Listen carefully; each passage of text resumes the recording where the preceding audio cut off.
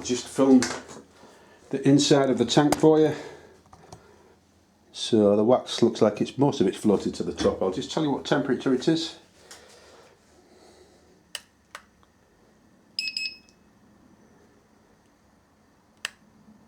That's about 35 degrees, so it's very warm in here, and the warmer it is the better, because you'll find that the honey will run easier, the wax and that will separate easier, everything about it will be easier. So the warmer you can stand it, the better. And in all honesty, I could stand it warmer, but I'm absolutely sweating cobs here, so I'm not going to increase temperature. I never had to use a heater because it's such a nice warm day. I don't know whether you can see out there, that's a lovely British summer day. We've still got a lot of bees hanging around the patio where all that stuff was. I've hosed it all down, but there's still activity there, so I'm just waiting for that to die down, and then I think I'll jump in the pool to cool down. But the next part of the process is to actually filter the honey, and to filter it I put it through 2 filters. These actually came from Thorns, that's a British bee supply company. They supply equipment and bees.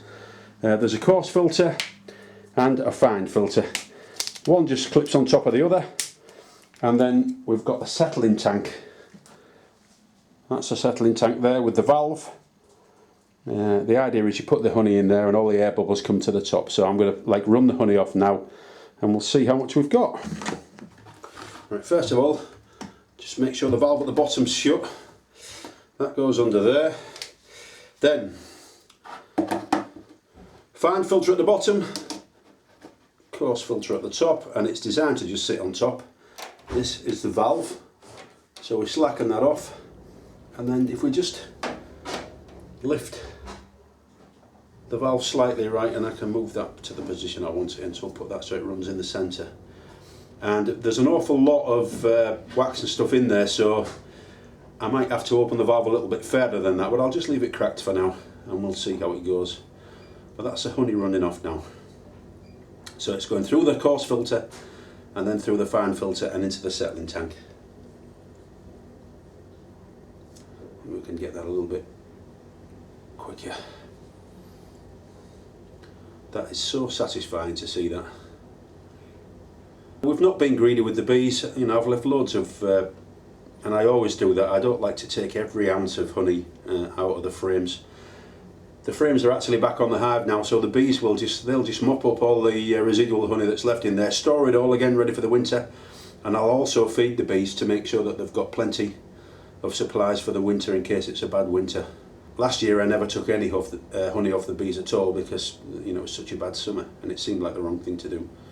So, you know, as far as I'm concerned, the bees are just, you know, the helpers and we help them. That's the way I see it. So this is a fairly slow process. And you'll find that because it's so viscous, it takes a long time for all the honey that's on the side of the extractor to run down, so you just have to leave it to get on with it. I'm not going to film it forever. Right, so that's about, I don't know, maybe 5 minutes, and that's actually the most honey we've ever had. The settling tank sort of looks like it's reaching the bottom of the first sieve now, and for information what I've done is I've chopped up the back of the extractor, because if you look inside, I don't know whether you can see, you can't see it, but the valve down at the bottom there, right, is actually about ½ inch above the base of the tank, so you'd actually miss out on an awful lot of honey if you never chopped up the back end. We'll pour that one into there. Yes. I'll hold this and you do the pouring. You got it? Yep. Oh no, we haven't. Keep. Okay. Am I over it all right? Yeah. You're pushing me. Try not to. Go up higher. Am I still over it? Yep. Right, back in there. And where? In there. That's the honey that we got from 2 full supers.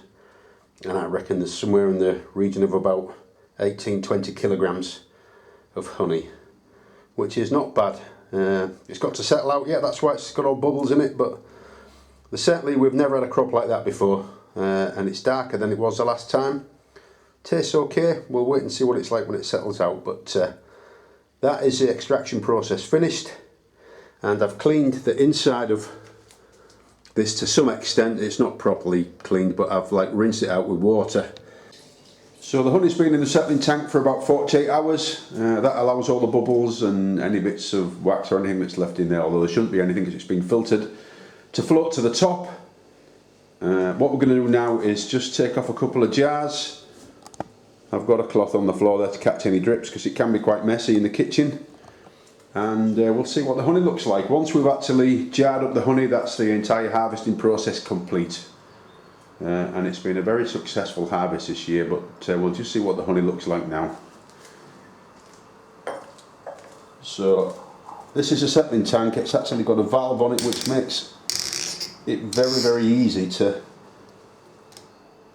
pour the honey into the jars. It's quite a simple process, and you get a really good feeling when you're actually jarring up your honey.